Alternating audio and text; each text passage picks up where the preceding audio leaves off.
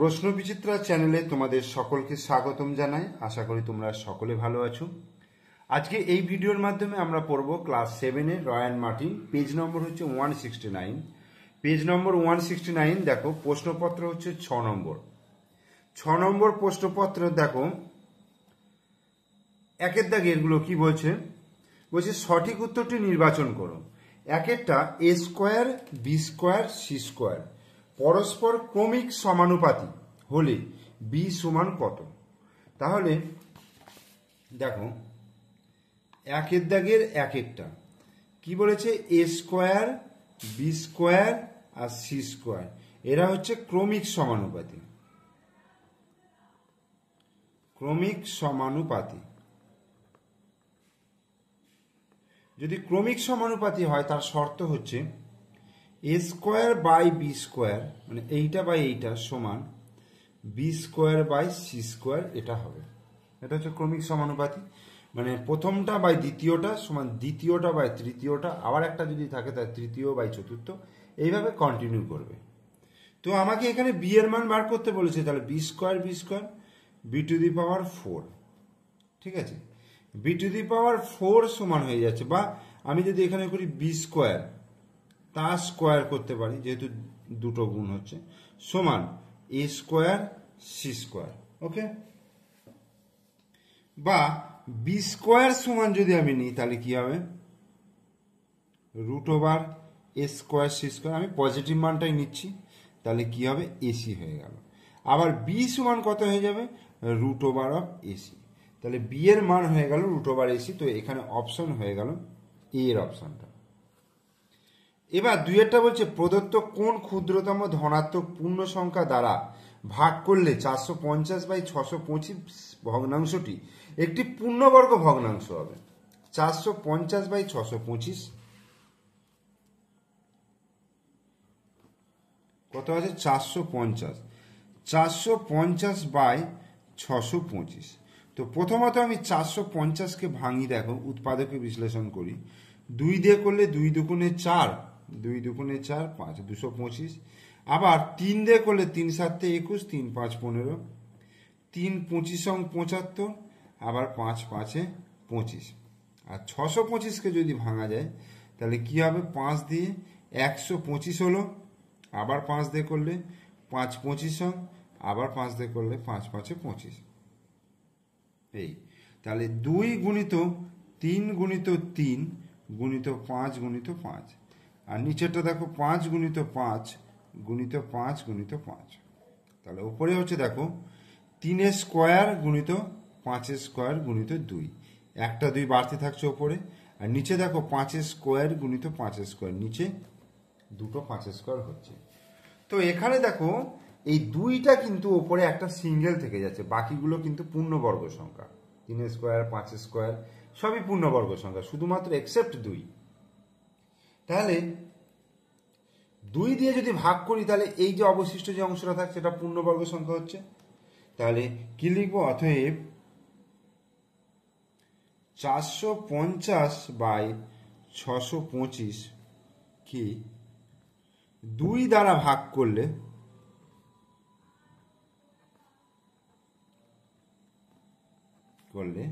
ভাগফল পূর্ণবর্গ সংখ্যা হবে। পূর্ণবর্গ সংখ্যা হবে। ওকে,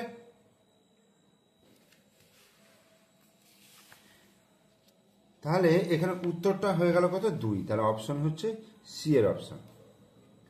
প্রদত্ত কোনটি 2 চল বিশিষ্ট ত্রিপদী বীজগাণিতিক সংখ্যামালা? ত্রিপদী মানে 3টে পদ থাকবে। দেখো এখানে 1 2 3টে, প্রত্যেকটাই কিন্তু 3টে করে পদ আছে, তার মানে ত্রিপদী। আর হচ্ছে 2 চল বিশিষ্ট, দেখো এখানে এক্স ওয়াই জেড 3টে চল রয়েছে, এখানেও 3টে চল রয়েছে। এখানে দেখো এক্স ওয়াই আর এক্স স্কোয়ার, এখানে কিন্তু 2টো চল রয়েছে। আর এখানে দেখো এক্স স্কোয়ার ওয়াই জেড, মানে এখানে 3টে চল রয়েছে। তার মানে এই সি এর অপশনটা হয়ে গেল উত্তর। 2টো চলর সংখ্যা রয়েছে এক্স আর ওয়াই, আর হচ্ছে 3টে পদ রয়েছে। এরপরে 4টা বলছে 16 P square by 1/16 P square সংখ্যামালা থেকে কোন সংখ্যাগুলি বিয়োগ করলে বিয়োগফল পূর্ণবর্গ সংখ্যা হবে? তাহলে দেখো 16p² প্লাস 1/16p²। তাহলে এটাকে যদি আমি 4p তার স্কোয়ার প্লাস 1/4p তার স্কোয়ার লিখতে পারি।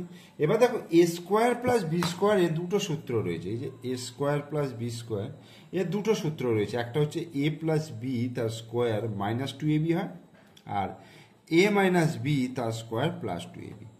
ওকে, তাহলে আমি যদি দুটোকে একসঙ্গে লিখি তাহলে দেখো 4p প্লাস 1/4p তার square -2 into 4p into 1/4p, এটা একটা হতে পারে।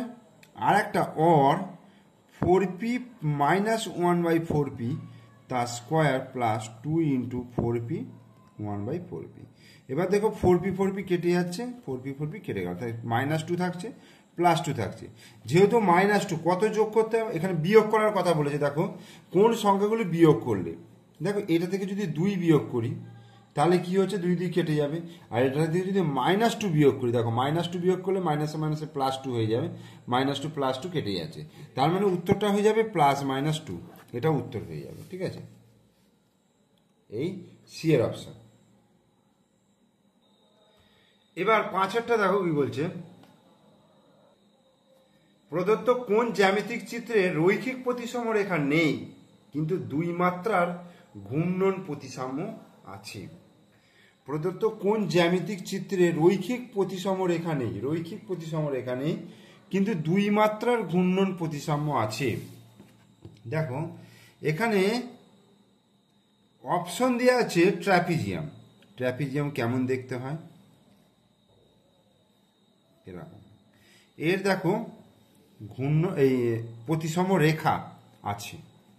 প্রতিসম রেখা যদি এই দুটো যদি সমান হয় তাহলে তো প্রতিসম রেখা পেয়ে যাচ্ছে ট্র্যাপিজিয়ামের ক্ষেত্রে।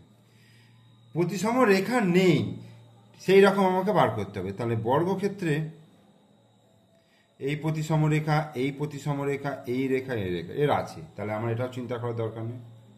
আয়তক্ষেত্র এর ক্ষেত্রেও আছে, এই আছে, এই আছে প্রতিসম রেখা। সামান্তরিকের ক্ষেত্রে দেখো এই এর ক্ষেত্রে প্রতিসম রেখা এরকম পাবো কি না, পাচ্ছি না, এরকমভাবেও পাচ্ছি না। তাহলে প্রতিসম রেখা সামান্তরিকের ক্ষেত্রে নেই, কিন্তু 2 মাত্রার ঘূর্ণন প্রতিসাম্য রয়েছে। যদি আমি এইটাকে ধরে ঘোরাই তাহলে এটা এই পজিশনে গিয়ে একবার আর একবার এখানে দুবার মিলিত হচ্ছে। তার মানে প্রতিসম মাত্রা হচ্ছে 2, এর মাত্রা হচ্ছে প্রতিসম মাত্রা হচ্ছে 2, এবং এর কিন্তু প্রতিসম রেখা নেই। তাহলে অপশান কোনটা হয়ে যাচ্ছে, সামান্তরিকের ক্ষেত্রে। ত্রিভুজ PQR এর PR লম্ব QS এবং PQ সমান PS হলে সর্বসমতার কোন শর্তানুসারে ত্রিভুজ PQR ও ত্রিভুজ PSR সর্বসম হবে। দেখো 6-এরটা PQS, ত্রিভুজ PQS, PR লম্ব QS, PQ সমান PS যদি হয় তাহলে সর্বসমতার কোন শর্ত অনুসারে ত্রিভুজ PQR সর্বসম ত্রিভুজ PSR হবে, এই দুটো সর্বসম হবে। দেখো এইটা 90 ডিগ্রি, দুটো সমান, এটা সমান হলো, এটা সাধারণ। তাহলে কি হচ্ছে, দুটো অ্যাঙ্গেল হচ্ছে একটা সাইড হচ্ছে, অর্থাৎ দুটো অ্যাঙ্গেল, অথবা রাইট হ্যান্ড, এইটা হচ্ছে রাইট অ্যাঙ্গেল।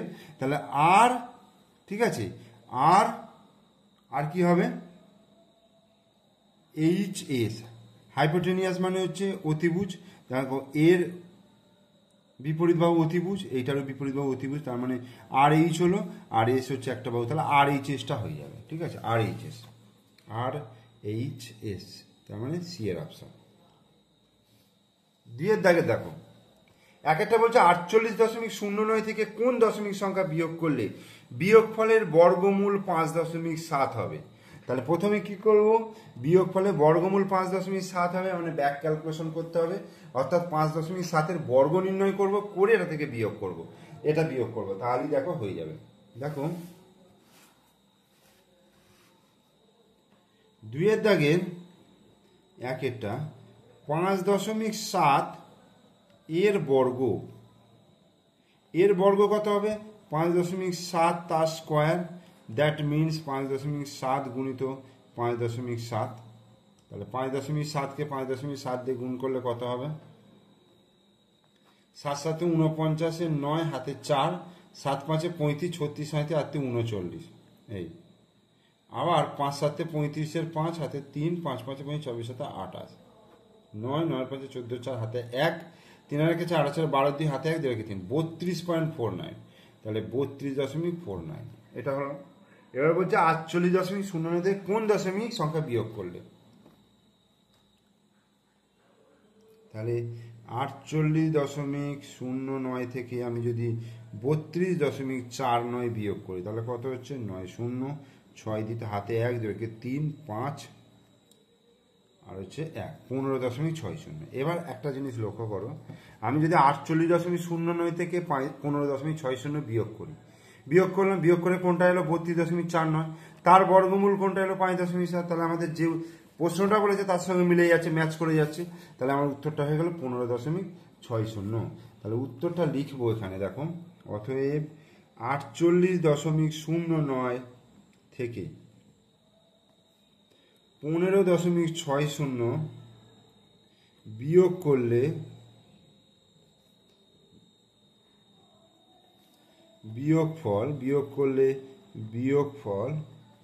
ফলের বর্গমূল 5.9 হবে, 5.7 হবে। এইবার দুইয়েরটা বলছে 17 মিটার লম্বা ফিতে কি 14টি সমান টুকরো করা হলে প্রতি টুকরোর দৈর্ঘ্য কত মিটার হবে? 3 দশমিক স্থান পর্যন্ত আসন্ন মান। 17 মিটার লম্বা ফিতে 14টা সমান ভাগ করছে, তাহলে 14 দিয়ে ভাগ করো 17কে, 17কে আমি 14 দিয়ে ভাগ করব। 14 1 14, আমাকে 3 দশমিক স্থান পর্যন্ত আসন্ন মান, মানে দশমিকের পর 4টে ঘর আনতে হবে। 4 আর 3 7, 3 হলো দশমিক বসিয়ে শূন্য খেলো। 14 2 28, 8 9 10 2, দশমিকের জন্য শূন্য খেলো। 14 1 14, 6 0, 3 14 42, 4 14 56, 4 0, 14 2 28 12, তাহলে 1.2142, 1.2142, এটাকে যদি আমি 3 দশমিক স্থান পর্যন্ত আসন্ন মান করি তাহলে 1.21, দেখো এই পর্যন্ত নিতে বলেছে, এর পরের সংখ্যাটা কত আছে? 2 আছে, মানে 5-এর কম আছে। 5 কিংবা 5-এর বেশি থাকলে এর সঙ্গে 1 যোগ হয়, যেহেতু 5-এর কম আছে তাহলে 2 1 4 পর্যন্তই থাকবে, তাহলে এটা অ্যান্সার। অর্থাৎ তাহলে প্রতি টুকরোর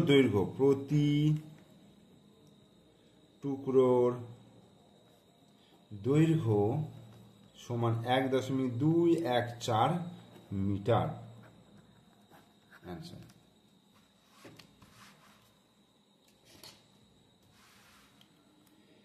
এরপরে 3-এর অঙ্কটা দেখো। 3-এরটা বলছে যদি ত্রিভুজ সমান 3/8 মাইনাস 4x স্কোয়ার প্লাস 6, আয়তক্ষেত্র সমান x square minus 5x/8 plus 5/8 এবং রম্বস সমান এটা হয়, তাহলে এটা মান বার করতে বলেছে। তাহলে আমাকে বসাতে হবে এখানে, দেখো এইটা মান বার করতে বলেছে, এটা মাইনাস এটা, তাহলে আয়তক্ষেত্রের মানটা কত আছে? x স্কোয়ার মাইনাস 5, ওটা 5x/8 ওটাই লিখলাম, প্লাস 5/8 মাইনাস রম্বসটা কি আছে? x square plus 7x/8 minus 12 minus ত্রিভুজটা কি আছে? 3x/8 minus 4x square plus 6, এই হলো। তাহলে এক্স, আচ্ছা ব্র্যাকেট তুলে দিই, x square minus 5x/8 plus 5/8 minus x square plus 7x/8, আচ্ছা মাইনাসে প্লাস এটা মাইনাস হবে, আর মাইনাসে মাইনাসে এটা প্লাস হবে 12 মাইনাস 3x/8 মাইনাসে মাইনাসে প্লাস 4x স্কোয়ার প্লাসে মাইনাসে -6। ওকে, তাহলে এই এক্স স্কোয়ার কেটে গেল। এইবার দেখো এখানে 4x² রয়েছে, এবার এদিকে করছি দেখো, সমান 4x² -5x/8 -7x/8 -3x/8 হলো। আচ্ছা, +5/8 +12 -6। এইবার 4x² মাইনাস এইগুলোকে আমি একটু কমনে নিয়ে নিই, মানে ব্র্যাকেটের মধ্যে, তাহলে এটা প্লাস হয়ে গেল, এটাও প্লাস হয়ে গেল। আর এটাকে দেখো 5/8, 12 থেকে 6 বিয়োগ করলে 6, এটা 4x² হলো মাইনাস 8 লসাগু, তাহলে ওপরে 5x plus 7x plus 3x, এই plus 8, 5 plus 6 48, 4x² minus 7 3 10, 10 5 15, 15x/8 plus 48 49 50 53 53/8, তাহলে এটাই আমার অ্যান্সার চলে এলো। এরপরে দেখো 4এরটা কি বলছে, 6 ইন্টু x - 1/x 5 হয়, তাহলে x² প্লাস 1/x² এর মান চেয়েছে। মানে 6 ইন্টু x - 1/x সমান 5 হলে তাহলে x² প্লাস 1/x² এর মান চেয়েছে। এটাকে আমি সূত্রে ফেলি, দেখো x² প্লাস 1/x তার স্কোয়ার, a² প্লাস b², তাহলে x - 1/x তার square plus 2 into x into 1/x ফর্মুলায় ফেললাম। এবার x - 1/x এর মানটা আমি এখান থেকে পেয়ে যাবো, দেখো x - 1/x সমান 5, 6টা তলায় চলে এলো, 5/6, তাহলে 5/6 তার হোল স্কোয়ার প্লাস 2, তার মানে 5 5 25 বাই 6 6 36 প্লাস 2, তাহলে 25 প্লাস 36 দুগুণে 72 বাই 36, তাহলে 5 আর 2 7, 7 আর 2 9, 36 হয়ে গেল। 36 দুগুণে 72, 2 পূর্ণ 6 7, আচ্ছা 72, 5 হচ্ছে আর হচ্ছে 2 25, 2 পূর্ণ 25/36, এটা অ্যান্সার।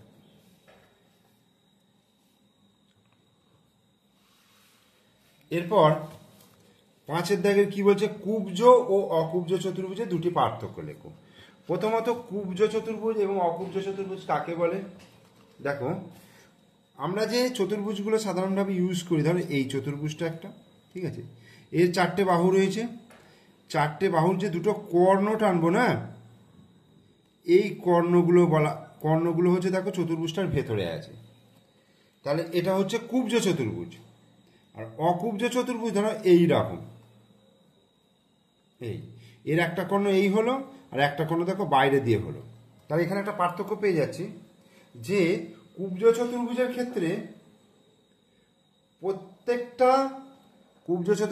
প্রত্যেকটা কর্ণ চতুর্ভুজের ভিতরে অবস্থিত, আর অকুব্জ চতুর্ভুজের ক্ষেত্রে প্রত্যেকটা কর্ণ চতুর্ভুজের ভিতরে অবস্থিত নয়, প্রত্যেকটা কর্ণই যে থাকবে এমন নয়, মানে মিনিমাম কমপক্ষে একটা বাইরে থাকবে, এটা বলতে পারো যে অকুব্জ চতুর্ভুজের ক্ষেত্রে কমপক্ষে একটি কর্ণ চতুর্ভুজের বাইরে অবস্থিত, আর কুব্জ চতুর্ভুজের ক্ষেত্রে প্রত্যেকটা কর্ণ চতুর্ভুজের ভিতরে অবস্থিত। এটা হচ্ছে কুব্জ আর এটা হচ্ছে অকুব্জ। ওকে, এবার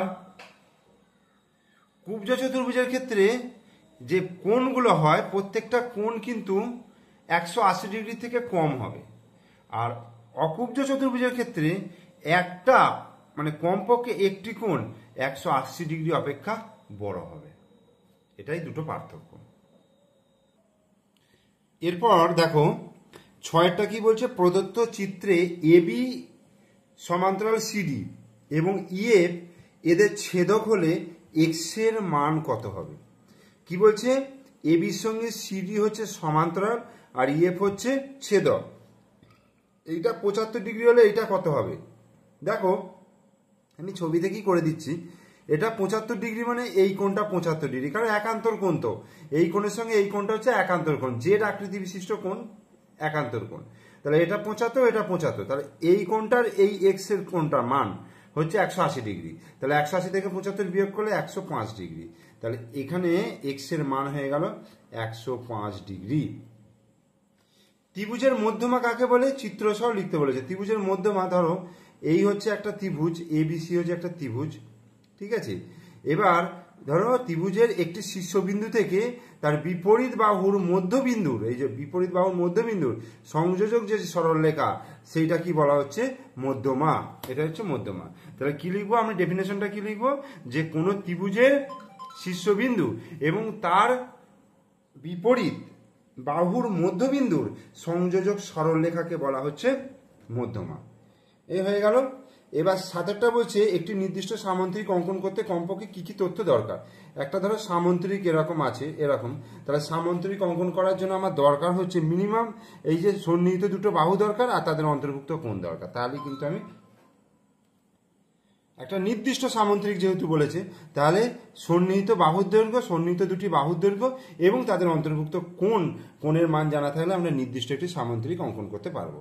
আর রম্বসের কর্ণদ্বয় পরস্পর কি করে সমকোণে সমদ্বিখণ্ডিত করে। এটা 90 ডিগ্রি হবে এবং এই দুটো বাহু সমান হয়, মানে এর সঙ্গে এটা সমান, এর সঙ্গে এটা সমান, অর্থাৎ সমকোণে পরস্পরকে সমকোণে সমদ্বিখণ্ডিত করে, ওকে। তাহলে এই ভিডিওতে আমি তোমাদের 1 দাগ এবং 2 দাগের শর্ট কোশ্চেনগুলো করিয়ে দিলাম। তোমরা প্রথম থেকে শেষ পর্যন্ত ভিডিওটা মনোযোগ সহকারে দেখো এবং প্রত্যেকটা শর্ট কোশ্চেনকে ভালো করে তৈরি করো, ঠিক আছে। তাহলে কি হবে বলো তো, পরীক্ষার সময় তোমাদের করতে অসুবিধা হবে না। আমি যে প্রশ্নপত্রগুলো করাচ্ছি এগুলো প্র্যাকটিস করলে কিন্তু তোমাদের পরীক্ষায় 80 থেকে 90% সলভ কিন্তু ওখানেই হয়ে যাবে, ঠিক আছে। বাকিটা নিজেকে একটু বুদ্ধি খাটিয়ে করতে হবে, কিন্তু 80% সলভ হয়ে যাবে এটা আশা রাখছি, ঠিক আছে। তোমরা ভালো থেকো, সুস্থ থেকো।